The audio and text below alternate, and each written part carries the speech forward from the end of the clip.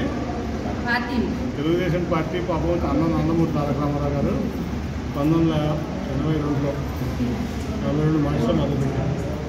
జనవరిలో అధికారంలోకి వచ్చాడు. 9 నెలల్లో ఈ బాబు కొడుకు ఏం చేశారంటే పూర్తిగా కుర్చీలు మడపెట్టుకోవడం కాదు, పార్టీని మడపెట్టారు. ఏ రోజైనా మీరు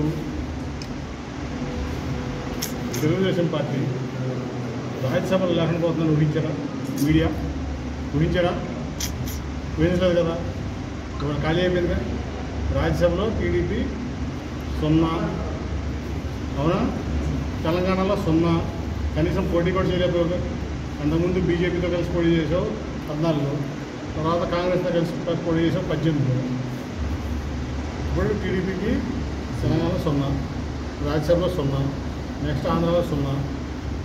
నువ్వు నీ కొడుకు మడత పెట్టుకుని నీ రాష్ట్రం తెలంగాణ వెళ్ళిపోతావు.